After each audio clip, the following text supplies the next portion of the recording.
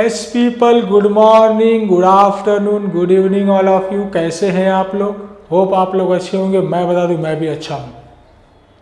तो आज हम लोग बात करेंगे एक न्यू टॉपिक पे, ड्रग एजिथ्रोमाइसिन के बारे में। ठीक है, तो जानेंगे कि एजिथ्रोमाइसिन क्या है, उसके क्या डोज है, क्या यूजेस है, कैसे उसको क्या साइड इफेक्ट होगा, है ना। कोई ज़्यादा अमाउंट में ले रहा है तो उसका क्या साइड इफेक्ट होगा, कॉन्ट्रा इंडिकेशन क्या होंगे।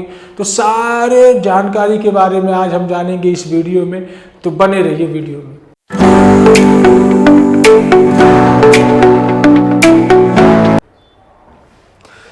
दोस्तों, एजिथ्रोमाइसिन 500 एक एंटीबायोटिक दवा है, और जो भी एंटीबायोटिक दवा होती हैं, जो भी एंटीबायोटिक मेडिसिन है, वो एंटीबायोटिक मेडिसिन का काम सिर्फ यही होता है कि वो किसी भी तरीके की बैक्टीरिया को किल करेगा, है ना। कोई भी बैक्टीरिया है, जब बैक्टीरिया ग्रोथ बढ़ जाता है तो इन्फेक्शन होता है, और वही इन्फेक्शन को मारने के लिए डॉक्टर क्या देते हैं? Antibiotic medicine.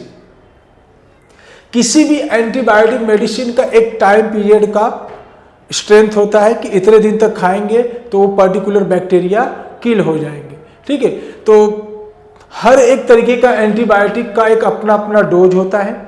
डॉक्टर डिसाइड करता है कि आप कितना एंटीबायोटिक, एक पर्टिकुलर एंटीबायोटिक कितने दिन तक खाएंगे, है ना। आपको बता दूं कि किसी भी एंटीबायोटिक का डोज पूरा कंप्लीट करना बहुत जरूरी होता है, अदरवाइज उस पर्टिकुलर बैक्टीरिया के रेजिस्टेंस बनने लग जाते हैं। तो होगा क्या कि जब आप कभी भी नेक्स्ट टाइम वो पर्टिकुलर एंटीबायोटिक खाएंगे तो वो वाले बैक्टीरिया नहीं मरेंगे जो पहली बार नहीं मरे थे। तो इसलिए बैक्टीरियल ग्रोथ या फिर बैक्टीरियल रेजिस्टेंस को ना होने पाए, इसलिए एंटीबायोटिक के पूरे डोज को करना चाहिए। ठीक है, तो बेसिकली एजिथ्रोमाइसिन एक broad spectrum gram positive gram negative दोनों तरीके के बैक्टीरिया को मारने वाला मेडिसिन है और ड्रग है।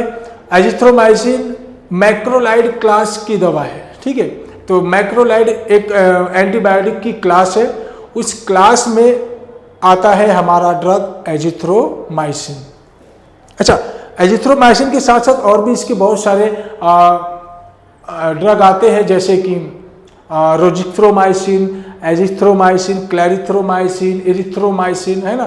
तो आपने इन सारी चीज़ों के बारे में सुना होगा। एजिथ्रोमाइसिन बेसिकली बहुत सारे फॉर्म में भी आता है, लेकिन एजिथ्रोमाइसिन का जो किल करने का तरीका होता है, जो इसके मोड ऑफ एक्शन की बात करेंगे, तो ये क्या करता है?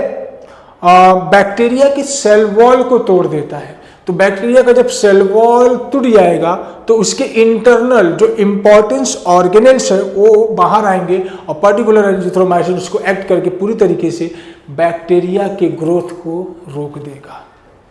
तो जब बैक्टीरिया के इंपॉर्टेंस ऑर्गेनेल्स टूट जाएंगे, ब्रेक हो जाएंगे, तो अपने आप बैक्टीरिया कम हो जाएंगे, उनका ग्रोथ कम हो जाएगा, किल हो जाएंगे। देखिए, एंटीबायोटिक्स बैक्टीरिया को मारने के लिए बहुत सारे प्रोसेसेस को करता है। बहुत सारे एंटीबायोटिक्स ऐसे हैं जो बैक्टीरिया के जेनेटिक मटेरियल पे जाके एक्ट करेंगे। कुछ एंटीबायोटिक्स उनके सेल मेम्ब्रेन को तोड़ेंगे, कुछ डीएनए रेप्लिकेशन को रोक देंगे, कुछ प्रोटीन के सिंथेसिस को रोक देंगे, कुछ सेल वॉल को तोड़ेंगे। तो सबका अलग अलग तरीके से काम करने का एक्शन होता है। ठीक है, तो ये रहा कुछ basic information about antibiotic azithromycin के बारे में। ठीक है, अब हम बात करेंगे एजिथ्रोमाइसिन के फिजिकल प्रॉपर्टीज। अगर इसका केमिकल स्ट्रक्चर अगर आप देख पा रहे हैं, तो केमिकल स्ट्रक्चर में इसके जो भी केमिकल स्ट्रक्चर है उसको आप यहाँ पर देख लीजिए। ठीक है, केमिकल स्ट्रक्चर के बाद हम बात कर लेते हैं इनके फिजिकल प्रॉपर्टीज कि ये वाइड क्रिस्टलाइन सॉलिड और पाउडर के फॉर्म में होता है। बेसिकली कोई भी drug most of the cases में वाटर इनसोल्यूबल होते हैं एंड ऑर्गेनिक सॉल्वेंट में सोल्यूबल होते हैं। ये तो रही गई उनके मैन्युफैक्चरिंग लेवल की बात। हम बात करेंगे इनके यूजेस के बारे में। देखो, वैसे तो एजिथ्रोमाइसिन के बहुत सारे यूजेस है, it is has multiple uses.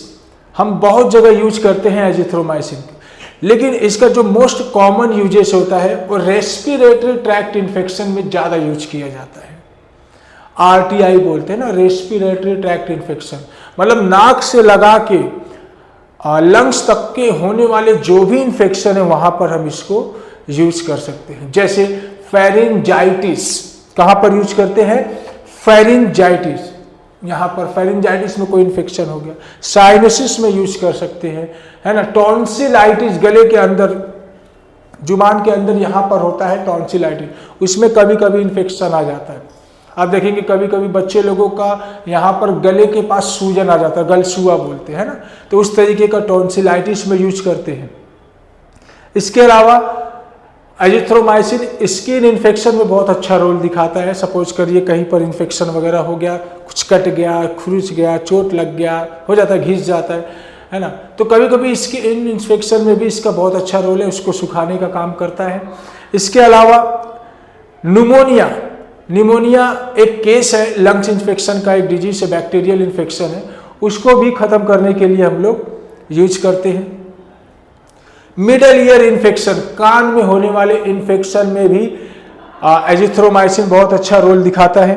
इसके अलावा मान लीजिए कभी फीवर नहीं जा रहा है ना, बहुत टाइम से बहुत सारे एंटीबायोटिक्स यूज कर लिए जिससे फीवर्स कंट्रोल में नहीं हो रहा है, तो उस केस में हम क्या करते हैं? एजिथ्रोमाइसिन चला देते हैं। हालांकि आप देखेंगे टाइफाइड फीवर में भी एजिथ्रोमाइसिन का बहुत बेहतरीन रोल है, ठीक।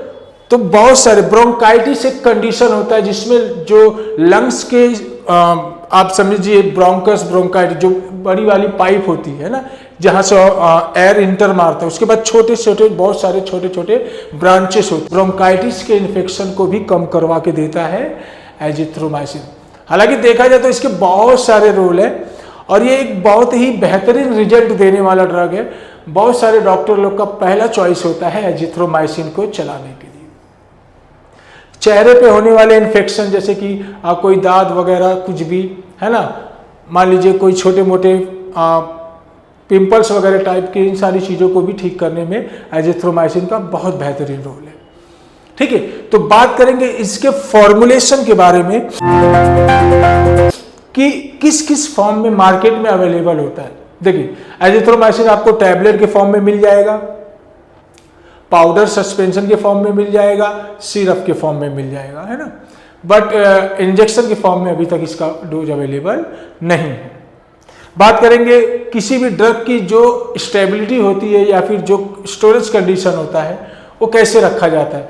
तो कोई भी ड्रग्स के लिए ऑप्टिमम टेम्परेचर कंडीशन होना चाहिए, मतलब keep in dry place and away from direct sunlight, धूप इस पर डायरेक्ट नहीं पड़ना चाहिए, और कभी भी जो भी ड्रग को रखा जाएगा क्लोज कंटेनर में ही रखा जाएगा। तो कुछ स्टेबिलिटी कंडीशन होते हैं, टेम्परेचर एक्सीड नहीं होना चाहिए, मिनिमम भी नहीं होना चाहिए, नॉर्मल रूम टेम्परेचर पे ही इस मेडिसिन को आप रख सकते हैं।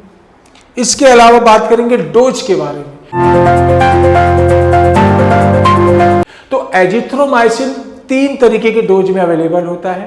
पहला डोज है 100 mg, 250 mg एंड 500 mg, जो कि आज का हमारा टॉपिक था एजिथ्रोमाइसिन 500 का। तो अगर हम लोग 100 mg टैबलेट देना चाहते हैं तो किसी 5 साल के कम उम्र वाले बच्चे को आराम से दे सकते हैं 100 mg, और 250 mg का डोज 12 साल के अंदर तक के बच्चे को दिया जाता है दिन में एक बार, और 500 mg एडल्ट लोगों में दिन में एक बार दे सकते हैं। हालांकि एजिथ्रोमाइसिन का जो डोज होता है 24 आवर्स का होता है। अगर मान लीजिए कोई सुबह की तरफ टाइम पे ले रहा है तो नेक्स्ट डे के ही सुबह में लेगा। अच्छा, 2 तरीके से इसको लेने का तरीका होता है। पहला, या तो खाना खाने के बाद डॉक्टर प्रिस्क्राइब करेगा, या तो खाना खाने के पहले मॉर्निंग के टाइम पे, है ना, ब्रेकफास्ट वगैरह करने के बाद। मोस्ट ऑफ दी लोगों ने देखा है, मतलब रिसर्चर्स का मानना है कि ऐसा जो एजिथ्रोमाइसिन है खाना खाने के पहले, आई मीन ब्रेकफास्ट के बाद, इसका बहुत अच्छा रोल होता है ना। तो अपना अपना तरीका, लेकिन बट आपको जो डॉक्टर बोलेंगे उसी हिसाब से लीजिएगा, ठीक है। कोई भी मेडिसिन डॉक्टर के सलाह पर ही लीजिएगा, ठीक है।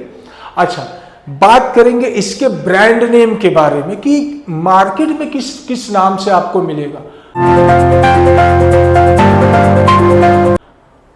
एजिथ्रोमाइसिन दवा का जेनरिक नेम है। जेनरिक नेम मतलब इसका शॉर्ट नेम है, ये इसका केमिकल नेम है। एजिथ्रोमाइसिन अपने नाम से नहीं मिलता। एजिथ्रोमाइसिन मार्केट में आपको अलग अलग ब्रांड नेम से मिलेगा।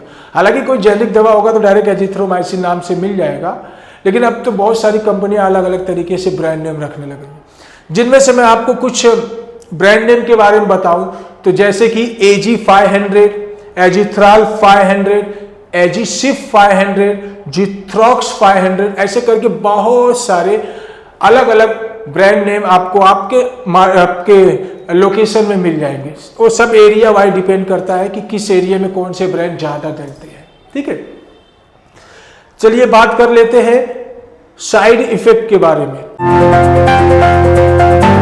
तो देखिए, बेसिकली एजिथ्रोमाइसिन को सेफ कैटेगरी में रखा गया है, फिर भी अगर इसके ज़्यादा यूजेस करेंगे और ज़्यादा डोज लेंगे तो कुछ साइड इफेक्ट्स देखे गए हैं, जिसमें से नौजिया हो सकता है, मतलब जी मचलाना, जैसे बार बार लगेगा कि वोमिटिंग होगा, है ना, तो नौजिया, वोमिटिंग, है ना, एलर्जिक कंडीशन हो सकते हैं। उसके अलावा पेट में दर्द होना, स्टमक एक हो सकता है, फेस स्वेलिंग हो सकता है और डायरिया भी हो सकता है। स्वेलिंग में हाथ और पाँव में सूजन आ सकते हैं। तो ये सारे कब कंडीशन देखे गए हैं।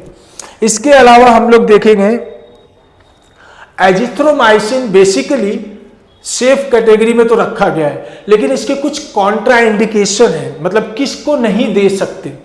तो बेसिकली अल्कोहलिक पर्सन को नहीं दे सकते। मान लीजिए किसी ने अल्कोहल लिया तो उसको एजिथ्रोमाइसिन नहीं दिया जा सकता। प्रेगनेंसी और लैक्टेशन में भी नहीं देते। हाँ, अगर डॉक्टर प्रिस्क्राइब कर रहे हैं तो ठीक है, बट नॉर्मली प्रेगनेंसी और लैक्टेशन वुमेन्स को नहीं दिया जाता। एजिथ्रोमाइसिन 3 दिन के लिए भी दिया जाता है, 5 डेज के लिए भी होते हैं और 7 डेज के लिए भी दिया जाता है। खाना खाने के बाद, खाना खाने के पहले, वो डिसाइड कौन करेगा? आपका डॉक्टर, है ना। खुद से कोई भी सेल्फ मेडिकेशन कभी नहीं लेने का।